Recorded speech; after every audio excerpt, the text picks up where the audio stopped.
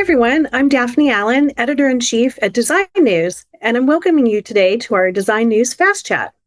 Today, we're talking with Marcel Almonte, mechatronics applications engineer at Harmonic Drive. Marcel, thank you for joining us today. Yeah, thank you, Daphne, for having me. Let's jump right into our topic, the torque density differences in integrated actuators.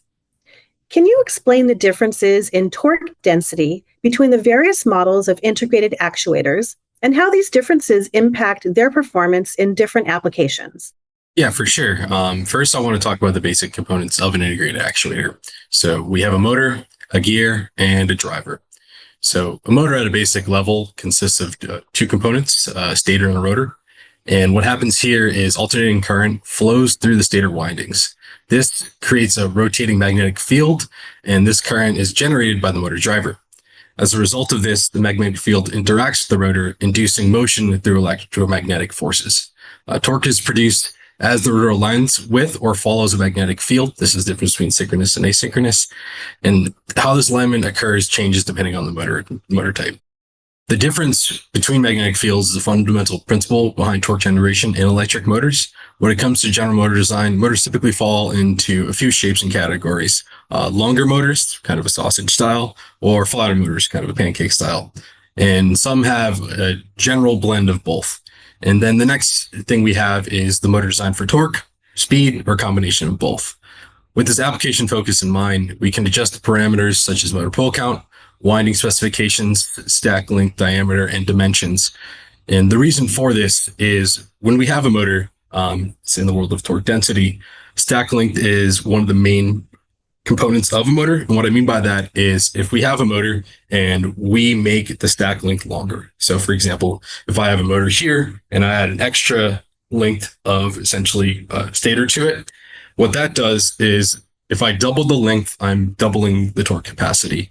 And on the other note, if I double the diameter, I square the torque capacity.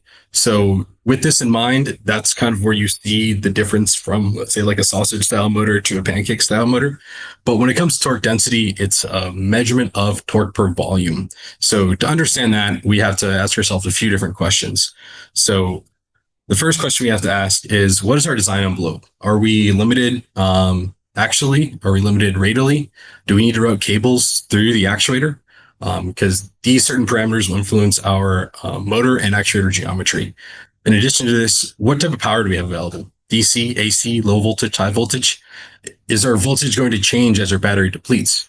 This will change our wiring characteristics and our torque and voltage constants. For example, power is a metric of torque at speed, and power can be translated to volts multiplied by current. In essence, if we have a lower voltage, we're going to need a higher current to achieve the same general power. And the last question is, what is our general motion profile? So specifically, how fast we need to move, how much torque, how often, how responsive, how precise, and how repeatable. These influence our rated torque of our actuator, peak torque, max speed and rated speed, as well as our output repeatability and precision, and any thermal constraints we need to consider in our actuator design. In many cases, a direct drive solution, basically meaning a motor coupled directly to a load, that can be a viable route for a lot of motion control problems or applications. But when space, bus voltage, and motion profile performance are driving constraints, a motor alone doesn't produce the desired torque and application demands. So the whole idea behind this is when you introduce a gearbox, they act as a speed reducer and a torque multiplier. So for example, when you have, say, a 101 ratio gearbox, we can divide the motor speed by 101 and multiply the torque by 101. So a motor alone may produce, say, 1 Newton meter of torque at 3000 RPM. With a 101 ratio gear, this torque now becomes 101 Newton meters at an output speed of 29.7 RPM, roughly 30 RPM. So harmonic drive is known for the strain wave gearing technology, as our strain wave gearboxes are also known for being lightweight, high torque, and zero backlash, which really helps with repeatability and a small informant factor. So going back to the main question here, how does this knowledge translate to actuator selection and performance?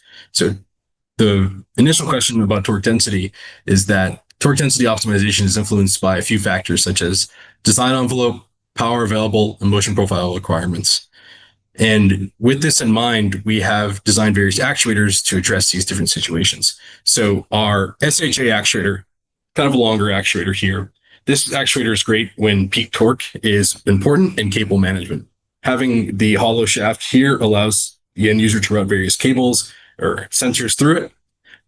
And then we have our LPA series, which is a little bit more of a pancake style. And so the whole idea with this actuator is when the length of the axis is a driving constraint, and it's 33% lighter than the SHA variant. Then we have our FHA Mini, which I like to think of as a good balance between length and diameter. So the whole idea behind this is it's optimized to run at 24 volts, and it's similar perspective or similar size to a doorknob. And then we have our RSF and RSA series actuators. So this right here is an RSF5, and it's about the size of a thumb, give or take. So in this package right here, we have our strain wave gear, a motor, and a driver all in one package. So the whole idea of having these different types of form factors allows us to tailor them to certain applications and allows us to help our end users really find the right fit for what their application is. Great explanation. Thank you. I appreciate all that detail. Yeah. What are some common applications for your high torque density integrated actuators in the robotics industry, for instance? And how would they address the challenges of mass and volume optimization in robot design? So in terms of common applications, we need to consider what our integrated actuators are designed for, which is high torque density, low voltage, localized control, high repeatability with a tailored form factor. So if we look at markets such as collaborative robots, AGVs, AMR, and NMR tooling, by optimizing our design envelope, our customers can create a sleeker, lighter, and high torque robot actuators in their whatever application they have, which allows them to reduce weight, fit actuators in tighter spaces, and it facilitates a plug and play mentality because the reduced time and setup. So what happens here is typically you would buy a motor, a gear, a driver, and you would have to mate and match all of these together. And this is something that a machine builder would do. So the whole idea of focusing on that lower voltage and focusing on that plug and play gives our potential customers and machine builders a lot more freedom to design in that window. And since we've already optimized the space envelope in these various form factors, it makes it much easier to essentially drag and drop it right into a system that you're designing. Lastly, how are Harmonic Drive's products addressing the latest innovations in factory automation? Yes, that's a great question. So in the world of factory automation, we're seeing more autonomous mobile robots. And as a company, we need to address that product market fit. So in the modern day automated warehouse, we have more systems being run on batteries, robots fitting into tighter spaces, and collaborative robots working alongside people in order to maximize worker efficiency and meet modern day customer and consumer demands. So in order to tailor products for this modern day factory, we must consider affinity towards vertical supply chain integration. So by reducing the amount of component suppliers from a motor driver supplier, a motor supplier, and a gearbox supplier, we have essentially made us a single supplier of an integrated actuator. And we, as a result, can simplify a company's supply chain.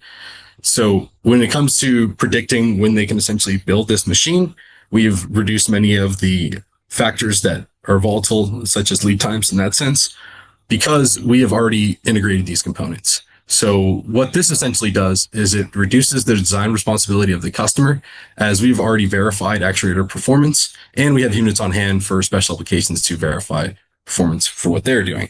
So historically, integration has been a responsibility of the customer or machine builder, and they would have to match all these components together. And as a result of this, this is going to cost time, capital, research, and expertise.